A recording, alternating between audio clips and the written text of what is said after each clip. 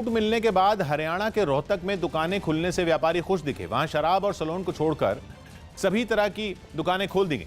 हालांकि ये दुकानें सुबह 10 बजे से शाम 6 बजे तक ही खोली जा सकती हैं। लेकिन लॉकडाउन के तीसरे चरण में राहत मिलने के बाद करीब 1.5 महीने बाद काम पर लौटे कारोबारी काफी खुश दिखाई दिए। राहत मिली है, बीमारी का डर है पर राहत तो काफी मिली है, लेबर को काम मिला है। हालांकि लॉकडाउन में छूट मिलने के बाद बाजार में पहले की तरह चहल पहल नहीं दिखी, लेकिन लोगों की सुविधा के लिए वहां बर्तनों की दुकानों से लेकर कपड़ों, जूते चप्पलों और साइकिलों की दुकानें खुली नजर आईं। जो लोग खरीदारी के लिए घरों से बाहर निकले, उनमें कई ने सोशल डिस्टेंसिंग का ध्यान नहीं रखा। यहाँ तक कि ये लोग मुंह को मास्क से ढके भी नहीं दिखाई दिए। कोरोना के खतरे के बीच हिमाचल के लाहौल स्पीति में हुई बर्फबारी ने लोगों की मुश्किल बढ़ा दी। भारी बर्फबारी की वजह से वहां कई रास्ते भी बंद कर दिए गए और प्रशासन ने लोगों से घरों में ही रहने की अपील की। लाहौल स्पीति में तापमान भी माइनस में चला गया। कई इलाकों में तो बिजली और पानी की सप्लाई पर भी इसका असर पड़ा है। हालांकि प्रशासन की तरफ से राहत और बचाव का काम भी शुरू कर दिया गया।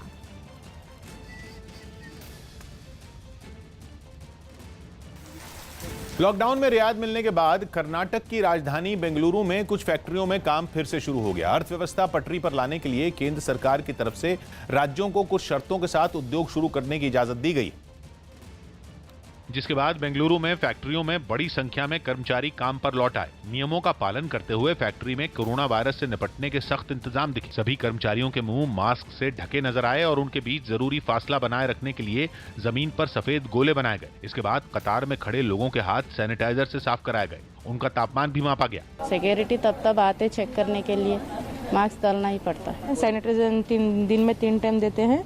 अच्छे से काम चल रहा है, डिस्टेंस में रहते हैं। एक दूसरी फैक्ट्री में भी तस्वीर मिलती जुलती दिखाई दी। वहां भी सोशल डिस्टेंसिंग के नियमों का पालन किया गया। इसके अलावा कर्मचारियों के अटेंडेंस का रिकॉर्ड रखने के लिए बायोमेट्रिक सिस्टम बंद कर दिया गया और उसकी जगह उनके आईडी कार्ड देखकर ही एंट्री दे दी गई, ताकि बायोमेट्रिक मशीन को छूना न पड़े और कोरोना वायरस फैलने से रोका जा सके।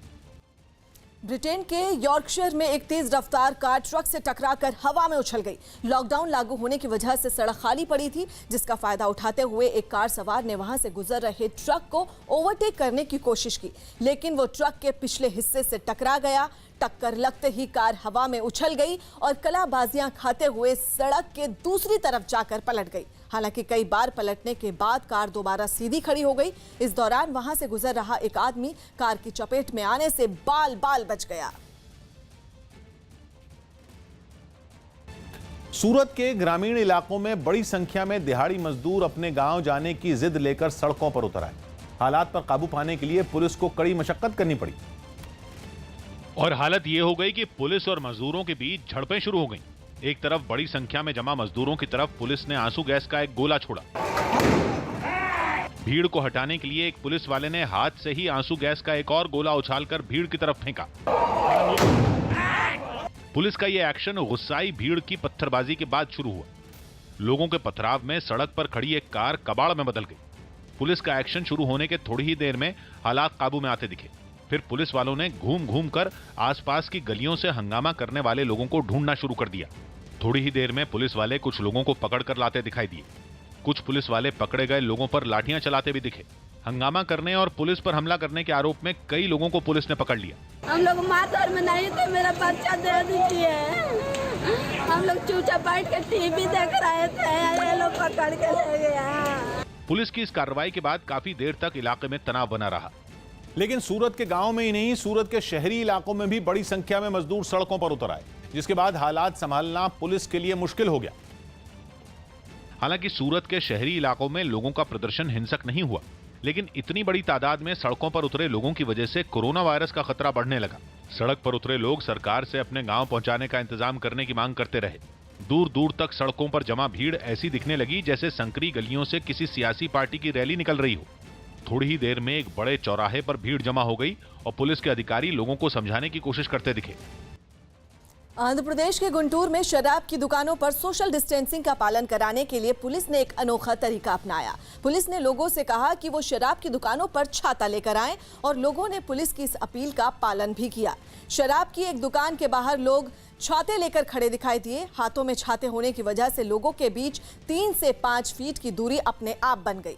इससे पुलिस को सोशल डिस्टेंसिंग का पालन कराने की भी जरूरत नहीं पड़ी। इस अनोखे तरीके के लिए लोगों ने पुलिस की काफी तारीफ भी की।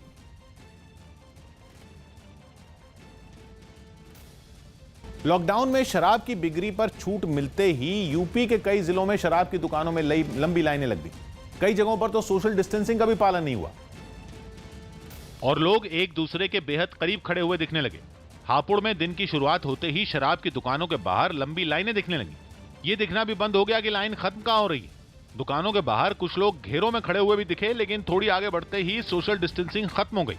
जिन सड़कों पर लॉकडाउन के कारण कुछ दिनों से सन्नाटा पसरा था, वहां भारी भीड़ जमा हो गई। कानपुर तो यूपी के उन जिलों में है जिन्हें रेड जोन में शामिल किया गया है, लेकिन शराब की दुकानों पर कानपुर में किसी नियम का पालन नहीं हुआ। आम दिनों की तरह लोग झुंड में खड़े होकर शराब की दुकानों पर खरीदारी करते दिखे। यूपी के कई शहरों में हालात ऐसे ही दिखे। हालांकि राजधानी लखनऊ समेत कुछ जिलों में पुलिस ने सोशल डिस्टेंसिंग का सख्ती से पालन कराया और लखनऊ में तो तैयारियों का जायजा लेने खुद अधिकारी शराब की दुकानों पर पहुंच गए। सुबह से ही लोगों ने शराब की दुकानों के बाहर लंबी लाइन लगानी शुरू कर दी, लेकिन लोग एक दूसरे से दूरी बनाकर लाइनों में खड़े अपनी बारी का इंतजार करते रहे। कितने बजे से आप यहाँ खड़े हैं? हम सुबह 6 बजे से खड़े हैं सर जी। 6 बजे से खड़े जी। हैं?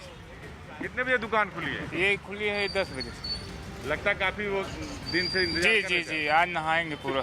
आज नहाएंगे? जी। लोग नियमों का पालन करें, इसके लिए दुकानों की तरफ से भी सख्त इंतजाम किए गए।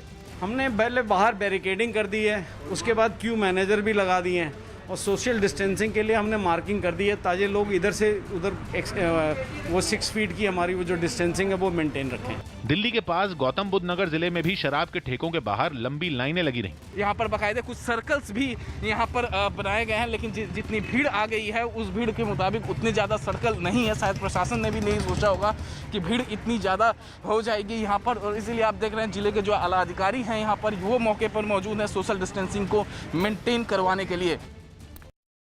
मुंबई पुलिस ने लोगों को लूडो की गोटियों की तरह घरों में सुरक्षित रहने की सलाह दी। मुंबई पुलिस ने लूडो की एक तस्वीर सोशल मीडिया पर शेयर की और लोगों को लूडो की गोटियों की तरह घरों में सुरक्षित रहने की सलाह दी। राजस्थान सरकार ने अपने राज्य में फंसे मजदूरों, छात्रों और पर्यटकों को उन्हें घर तक पहुंचाने के लिए ट्रेन का खर्च खुद उठाने का फैसला लिया। असम में अफ्रीकी स्वाइन फ्लू के मामले सामने आने के बाद सरकार ने स्वास्थ्य विभाग को अलर्ट रहने का निर्देश दिया। दावा किया गया कि पिछले दिनों अलग अलग जगहों पर इसी बीमारी से करीब 2500 सूअरों की मौत हो चुकी है। देश भर में कई जगह शराब की दुकानों के खुलने के बाद व्यापारियों के संगठन confederation of all India traders ने दूसरी चीजों की दुकानों को भी खोलने की मांग की। शराब की दुकानें देश के विभिन्न राज्यों में खुली हैं, तो फिर व्यापारियों की दुकानों को भी सरकार को, राज्य सरकारों को खोल देना चाहिए।